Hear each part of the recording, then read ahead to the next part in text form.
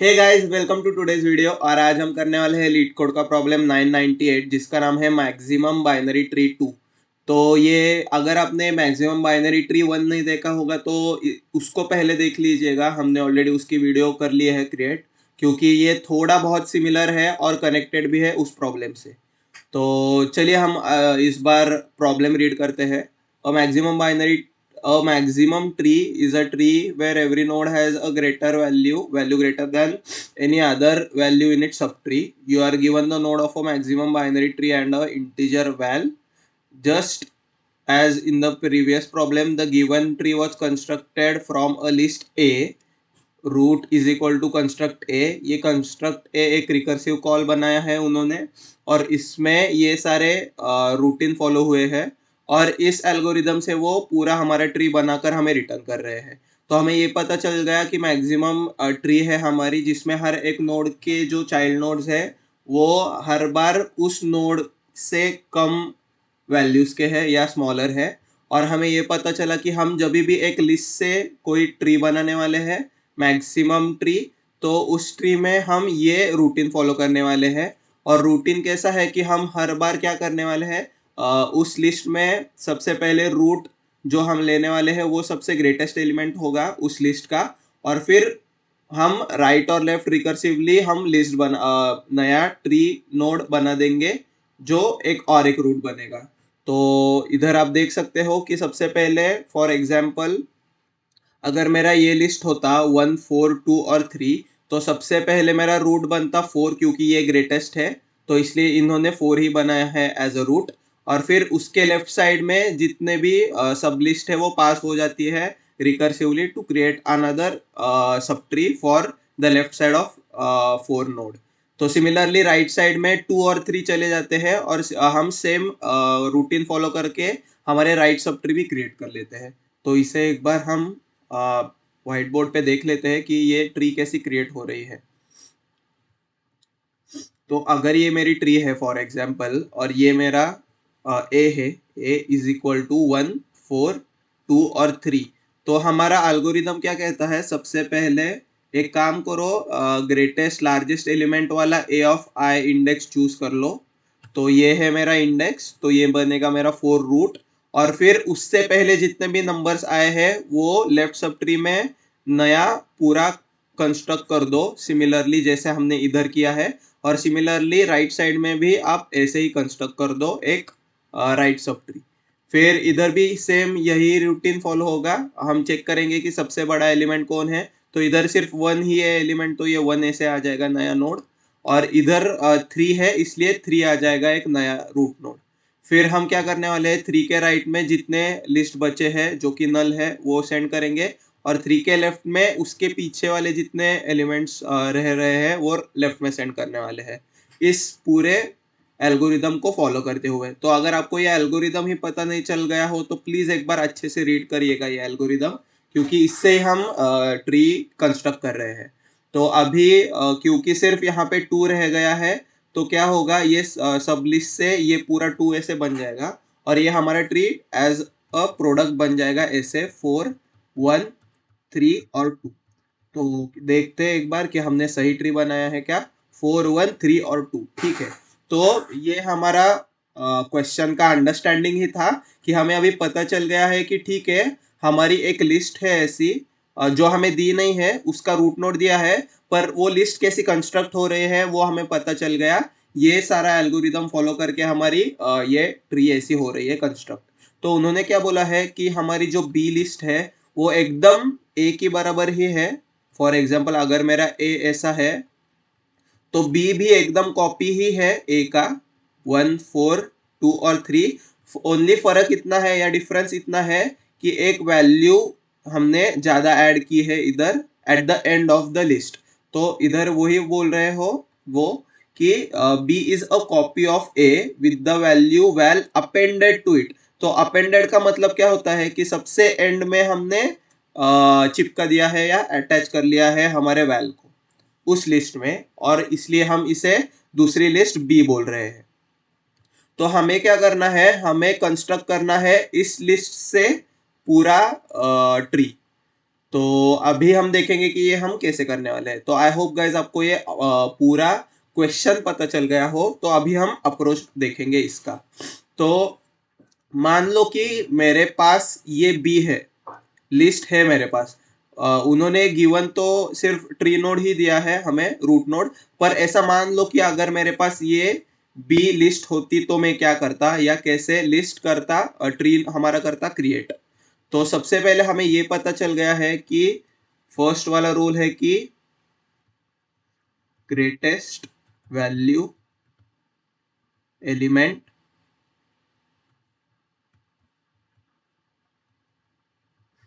in the array is selected as root node।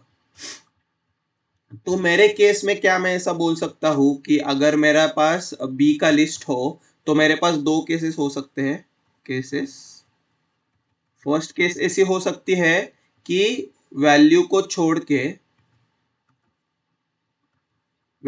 छोड़ के इन सारे ए के जो पुराने ही नोड्स या वैल्यूज थे उनमें से कोई भी हो सकता है greatest. So any of the older elements have highest value in the list। और केस टू ऐसा हो सकता है हमारा कि our appended value is the highest, is the largest।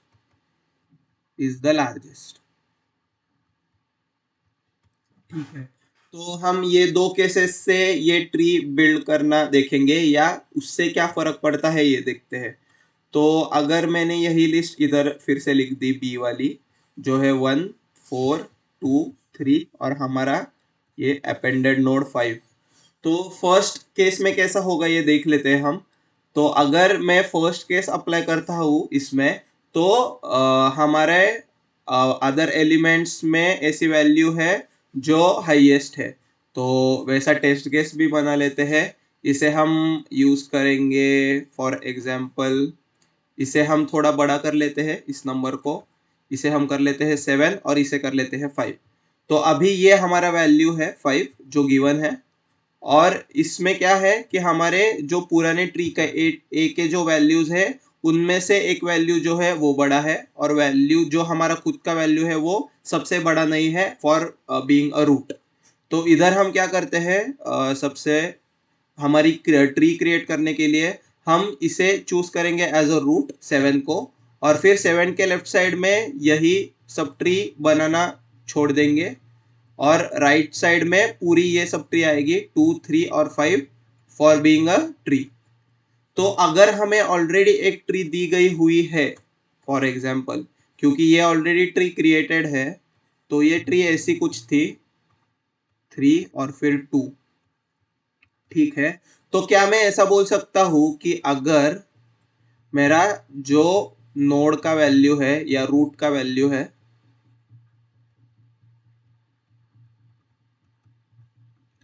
वो अगर हो greater than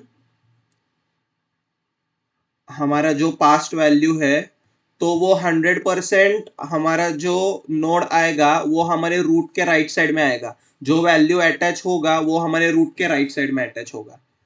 then r value node will be attached to right side of our root node। ऐसा क्यों क्योंकि हमने ये देखा है कि सबसे पहले हमारी इस केस में तो हमारा जो रूट नोड जो वैल्यू पास किया हुआ है वो लार्जेस्ट नहीं है लिस्ट में से। और क्योंकि कोई अदर इंडेक्स लार्जेस्ट है तो वो कौन से इंडेक्स हो सकते हैं, 1 2 3 और 4। और इन चारों केसेस में आप देख सकते हो अगर 1 रूट हो तो उसके राइट साइड में आ जाएगा 7 2। हाईएस्ट होता अगर फॉर मतलब ऐसे मान लो कि अगर मेरा 1 हाईएस्ट होता तो मैं इसे रूट चूज करता और राइट साइड में बिल्ड करने के लिए हमारे एल्गोरिदम में ये जो रूल्स दिए हैं हम उन्होंने ये जो रूटीन दिया है उन्होंने इसको फॉलो करते हुए मैं क्या करता 1 को रूट बनाता और उसके राइट साइड में 7 2 3 और 5 को भेज देता नया ट्री बनाने के लिए।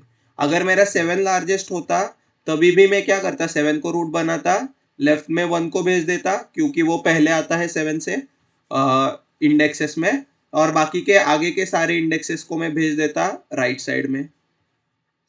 और सिमिलरली अगर मेरा 2 भी आता सबसे बड़ा तो मैं क्या करता 1 और 7 को भेज देता लेफ्ट साइड में बनाने के लिए और 2 नहीं 3 और 5 को भेज देता रिकर्सिवली राइट साइड में ट्री बनाने के लिए।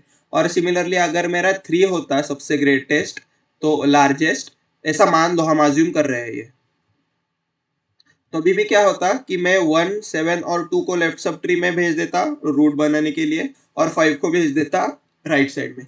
क्यों हो रहा है ऐसा क्योंकि हमने 5 को अपेंड किया है append at the very last index of A list A क्योंकि हमने 5 हर बार लास्ट इंडेक्स में अपेंड किया है तभी इसकी वजह से ये हो रहा है कि हर बार आप ये देख सकते हो कि मैं जब रूट या ट्री बनाता हूँ तब 5 हर बार आ जाता है राइट साइड में ही मेरे रूट के राइट साइड में ही अपेंड होते नए सब ट्री में हो जाता है।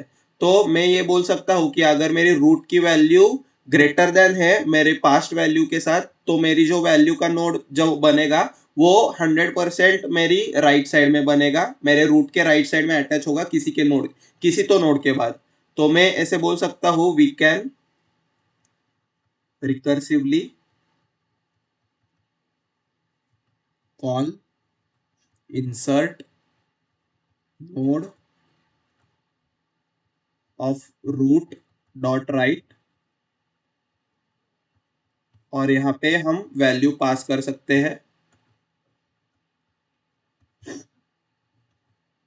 और ये हम जो ट्री बन जाएगी कंस्ट्रक्ट हो जाएगी ये हम कैच कर लेंगे हमारे रूट के राइट में इज इक्वल टू।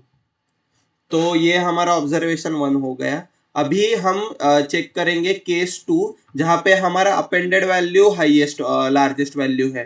तो एक लिस्ट बना देते हैं 1 लिस्ट क्या थी 1 5 1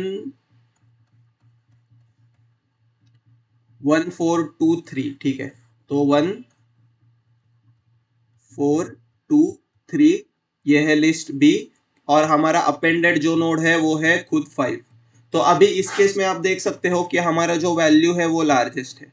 तो अगर मेरा रूट जो उन्होंने दिया है कंस्ट्रक्टेड ट्री का अगर वो लेस देन हो मेरे ये रूट का वैल्यू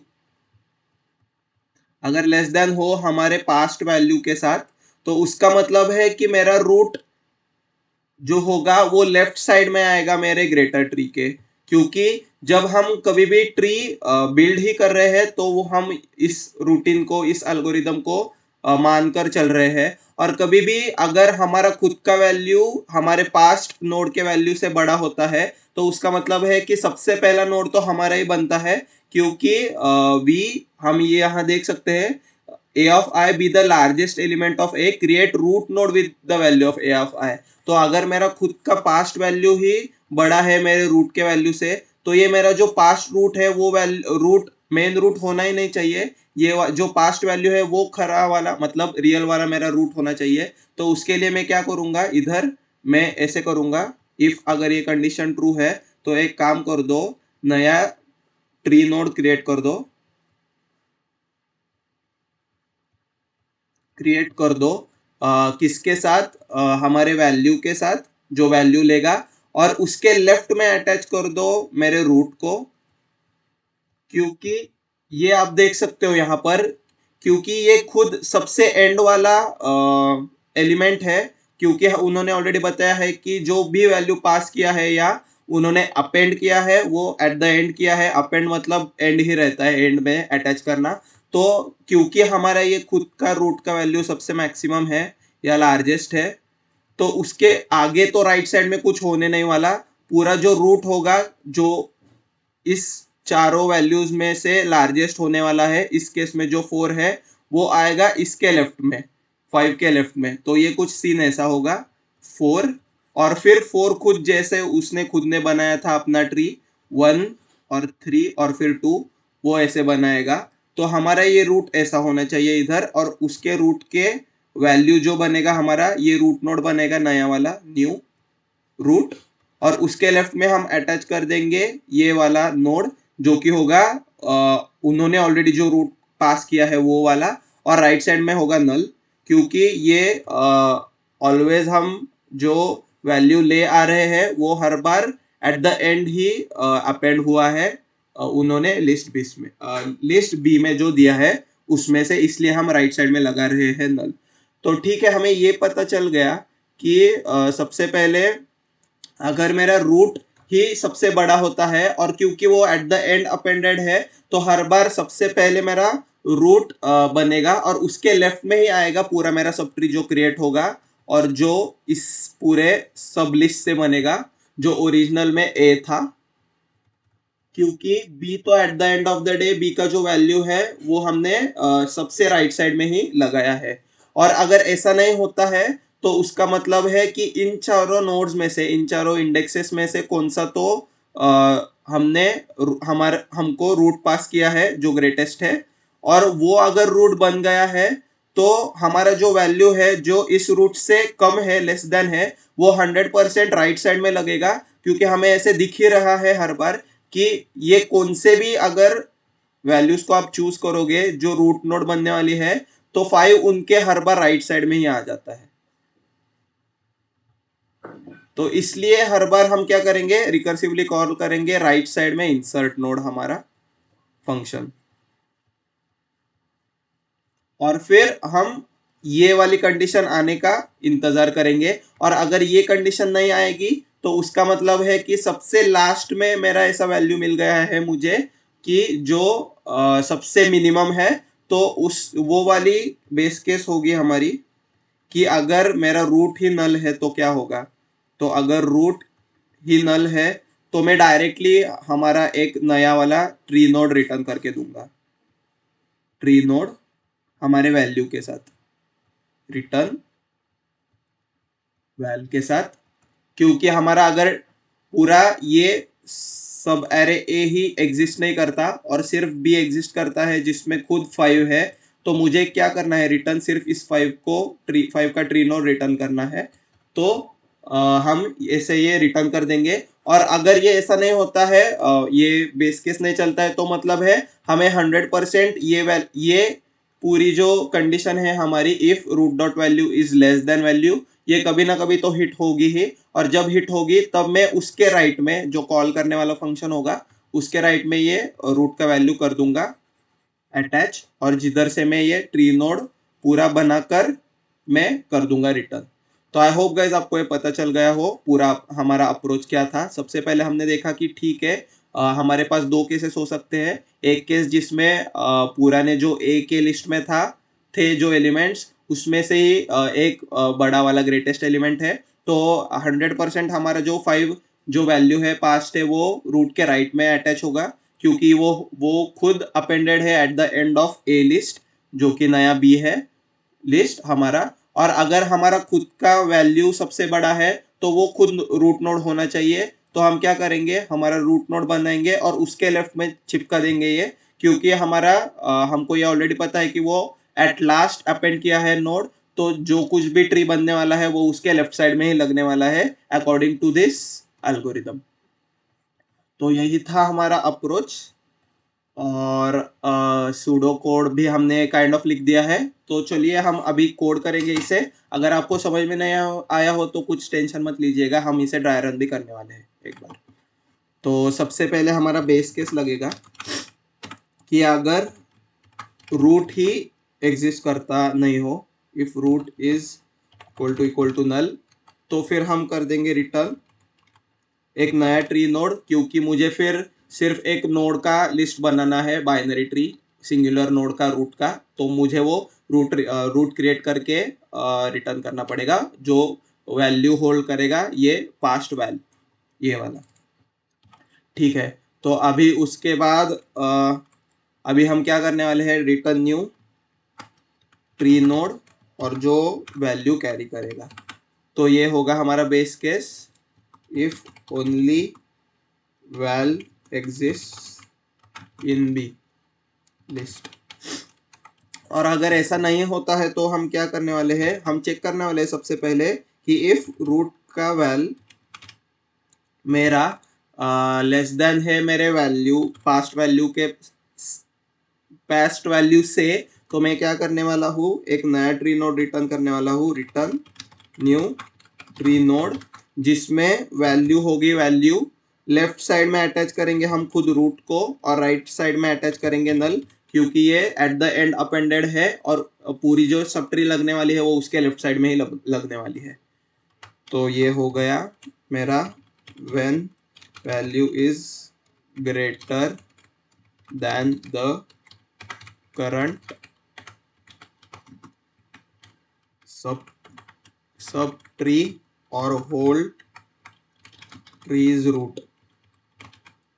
तो हम ऐसे करेंगे, और नहीं तो हम क्या करने वाले हैं, नहीं तो हम ये करेंगे कि हम रूट के राइट में, रूट डॉट राइट में रिकर्सिवली कॉल करेंगे और बोलेंगे कि ठीक है, अगर तेरा वैल्यू मेरे रूट के वैल्यू से बड़ा नहीं है तो मतलब तू श्योर शॉट मेरे राइट में क्रिएट होने वाला है या अटैच होने वाला है किधर, तो मेरे राइट के नोड के पास जाओ और पूछ कर आओ कि तुम्हारी सही पोजीशन क्या होगी लगाने की।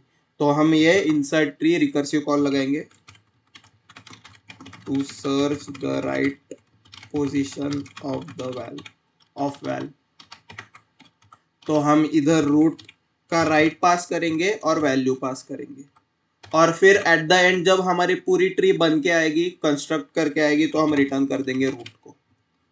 तो यही था, कोड बहुत आसान था, पर सिर्फ थोड़ा इंट्यूशन कि हम लिस्ट में से कैसे कर रहे हैं, लिस्ट में यूज करके कैसे हम ये फायदा उठा रहे हैं इस इंफॉर्मेशन का कि हमारा जो वैल्यू है वो अपेंडेड है at the last of the list, और उससे ही हम क्रिएट करने वाले हैं ये पूरा ट्री।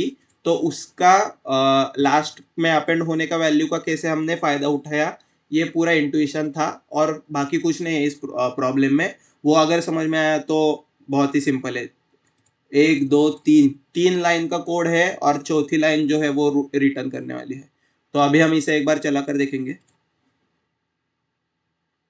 तो ये हो रही है एक्सेप्ट, एक बार सबमिट भी करेंगे और ये सबमिट भी हो रहा है। ठीक है, हम इसे एक बार सीपीपी में लिख देते हैं, सेम करेंगे। सबसे पहले हम देखेंगे कि इफ नॉट रूट हो तो मतलब है मुझे रिटर्न करना है न्यू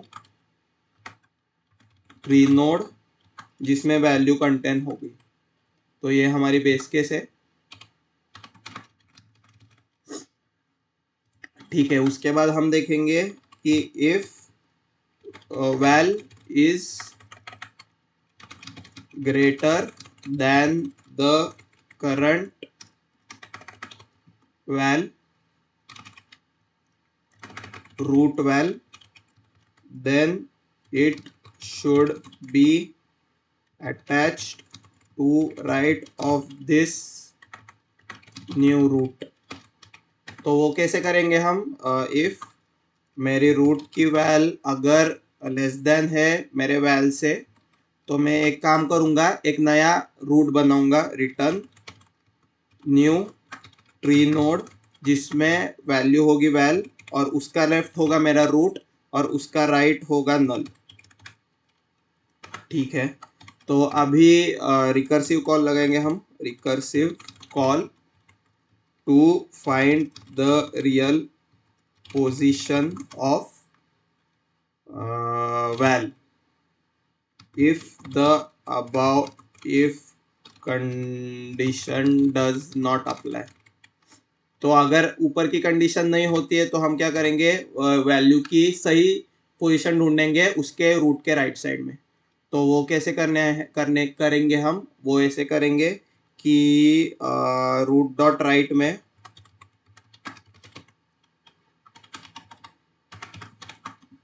हाँ, तो रूट डॉट राइट में हम अटैच कर लेंगे हमारा इंसर्ट इनटू मैक्स ट्री जो मॉडिफाइड होगा, जिसमें हम रूट का राइट पास करने वाले हैं और वैल्यू पास करने वाले हैं।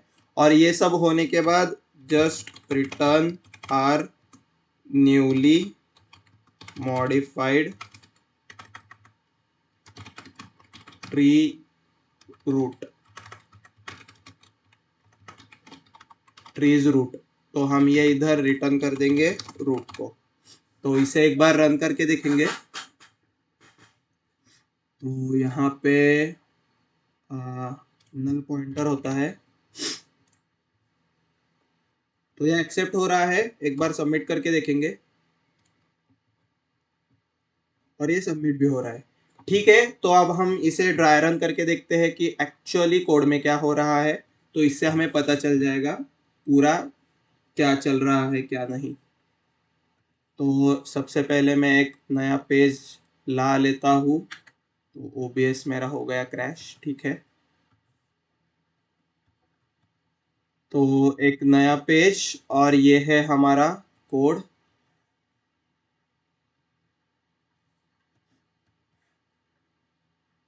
और ये है हमारा एग्जाम्पल 1। सिर्फ इतना ही लेंगे हम। तो सबसे पहले हम एक स्टैक बनाकर ले लेते हैं।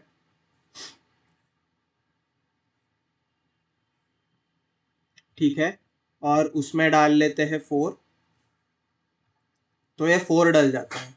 फिर क्या होता है, हम सबसे पहले देख वैल्यू है इसकी 5। हम 5 की है वैल्यू पास, ठीक है। तो सबसे पहले क्या होता है, हम चेक करते हैं कि क्या मेरा रूट का वैल्यू लेस देन है वैल्यू के साथ। तो इसी कंडीशन में हमें दिख जाता है कि हाँ मेरा रूट का वैल्यू तो लेस देन है मेरे पास्ट वैल्यू के साथ। तो मैं क्या करता हूँ, मैं एक नया नोड बना देता हूँ जो कि हैंडल करता हो 5 हमारा वैल्यू। फिर हम क्या करते हैं, उसके लेफ्ट में इस वाले 4 को डाल देते हैं यहाँ पे, और राइट में डाल देते हैं नल।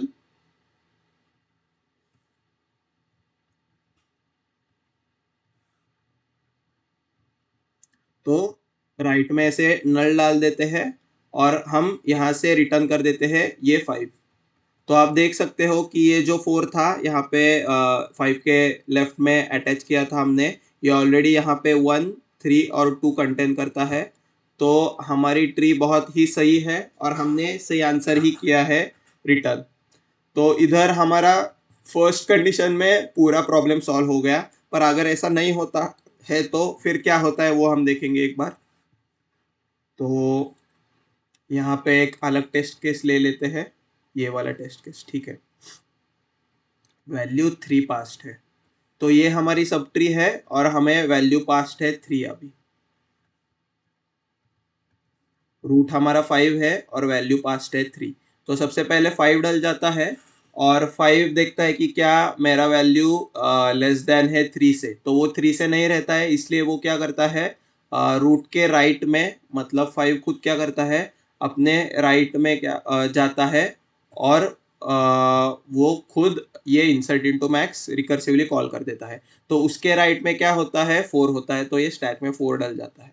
4 खुद क्या करता है, 4 देखता है कि क्या मेरी खुद की वैल्यू लेस देन है जो 3 पास की है। तो वो 4 भी लेस देन नहीं होता 3, तो वो क्या करता है, फिर से राइट को कॉल लगा देता है। और इधर वो क्या करता है, रूट का right is equal to insert max root का राइट, मतलब ये राइट कॉल चलाता है, ये राइट कॉल चलाकर यहाँ पे नल ऐड कर देता है। पर हमारा नल से क्या होता है, हम ये बेस केस चला देते हैं, जिससे हम क्या करते हैं, एक नया रूट क्रिएट कर देते हैं वैल्यू के साथ जो कि है 3, और ये हम रिटर्न कर देते हैं। तो ये जो नल केस होता है हमारा, यहाँ पे हम 3 क्रिएट करके रिटर्न कर देते हैं 4 के राइट को, और ये 4 का राइट ऐसे इसे अटैच कर लेता है। और फिर उसके बाद क्या होता है, हम डायरेक्टली यहाँ से 4 से क्या करते हैं, रिटर्न कर देते हैं रूट। तो ये हम 4 से कर देते हैं रिटर्न 4 को, तो ये लाइन फिर से रीअटैच हो जाती है। और फिर 5 खुद क्या करता है, उसके राइट में जब 4 आ जाता है तब ये खुद रिटर्न करता रहता है 5 इसको। तो आप देख सकते हो कि यहाँ पे हमने 3 बहुत ही सही तरीके से ऐड कर लिया है, और ये हमारा जो एल्गोरिदम है वही फॉलो कर रहा है। तो अगर आपको ये प्रूफ देखना हो तो वो भी देख सकते हो आप ऐसे मान लो कि हमारा ये 1 2 5 4 और 3 ये था एक लिस्ट। तो सबसे पहले मैंने इसमें से सबसे हाईएस्ट नंबर ले लिया, लार्जेस्ट नंबर, जो कि है 5, और मैंने उसके लेफ्ट में ये सब लिस्ट पास कर ली और राइट में ये सब लिस्ट पास कर ली। तो जब मेरे लेफ्ट में ये सब लिस्ट पास होती है तो यहाँ पे 1 और 2 पास हो जाता है, और यहाँ पे 4 और 3 पास हो जाता है। अभी फिर से हम क्या करते हैं, इसमें सबसे लार्जेस्ट नंबर ले लेते हैं नोड की तरह। तो ये नोड मेरा हो जाता है इस एरे लिस्ट में, या इस लिस्ट में सबसे लार्जेस्ट है 2। तो ये 2 राइट में नल भेज देता है, क्योंकि 2 अभी 2 के राइट में कोई रह गया नहीं है, और लेफ्ट में भेज देता है 1 को एज अ सब एरे। और सिमिलरली यहाँ पे 4 बन जाता है हमारा नया नोड, और लेफ्ट में कुछ नहीं पास करता क्योंकि कुछ रहा ही नहीं है उसके लेफ्ट में 4 के, पर 4 के राइट में ये 3 को भेज देता है सब एरे में, और अभी सब लिस्ट में। और अभी क्या होता है, क्योंकि ये खुद सिर्फ एक ही रह गया है लिस्ट में, तो यही हाईएस्ट है, तो हम क्या करते हैं 1 का एक नया वाला नोड बना देते हैं, सिमिलरली 3 का भी एक नया नोड बना देते हैं। तो आप देख सकते हो कि हमारी ऐसी ही लिस्ट हो गई है पूरी वाली, ट्री कंस्ट्रक्ट हुई है, जिससे हमने ऐसे रूट से किया है। तो हमारा मेन डिसाइडिंग फैक्टर क्या था, कि क्योंकि हमारा जो नोड है वो एट द एंड लगा है, तो वो 100% कौन सा भी अगर ये खुद नहीं होता रूट, तो 100% इस लिस्ट में से कौन सा भी अगर हम रूट बना रहे हैं लार्जेस्ट से, तो वो खुद राइट जो जो 5 है वो उसके राइट साइड में ही अटैच होने वाला है। और सिमिलरली अगर हमारा नेक्स्ट केस है कि खुद 5 लार्जेस्ट है, तब तो हम डायरेक्टली वो 5 नोड क्रिएट करके उसके लेफ्ट में ये पूरा हमारा ट्री जो है वो उसका रूट अटैच करने वाले हैं। तो यही था आज का पूरा वीडियो गाइस। आई होप कि आपको ये ड्राई रन समझ में आया हो। इसकी टाइम कॉम्प्लेक्सिटी होगी वर्स्ट केस में O ऑफ n बोल सकते हैं आप, क्योंकि अगर ऐसे क्यूब ट्री होगी फिर से, तो मुझे हर बार, और ऐसा भी हो कि मेरा जो वैल्यू पास्ट है वो सबसे मिनिमम हो, तो हर बार मुझे ट्रैवल करना पड़ेगा, और फिर उसके बाद एट लास्ट मुझे एक नया नोड क्रिएट करके रिटर्न करना पड़ेगा ऐसे। तो अगर मेरी वैल्यू पास्ट ही मिनिमम होगी तो मुझे पूरे एट मैक्स एन नोड्स करने पड़ेंगे इस केस में। तो ये O ऑफ n होगी, और बेस्ट केस उसका O ऑफ 1 होगा, क्योंकि आप देख सकते हो कि अगर मेरा रूट का वैल्यू ऐसा पास्ट होगा कि वो खुद लार्जेस्ट है इन पूरी लिस्ट, ओल्ड लिस्ट से, तो हम डायरेक्टली वो नया नोड क्रिएट करके उसके लेफ्ट साइड में हमारा ओल्ड रूट अटैच कर देंगे। तो ये था हमारा पूरा प्रॉब्लम का, क्या बोलते हैं उसे, पूरे प्रॉब्लम का एक्सप्लेनेशन। आई होप गाइज आपको ये पूरे प्रॉब्लम का एक्सप्लेनेशन पता चल गया हो। आई होप कि आपको ये अच्छा लगा हो, और प्लीज़ खुद से ड्राई रन कीजिएगा और खुद से सबमिट कीजिएगा इस प्रॉब्लम को, और सबमिट होने के बाद ज़रूर बताएगा मुझे इस वीडियो के कमेंट्स में। मिलते हैं अभी नेक्स्ट वीडियो में। टिल देन कीप कोडिंग और keep dry running. Bye guys.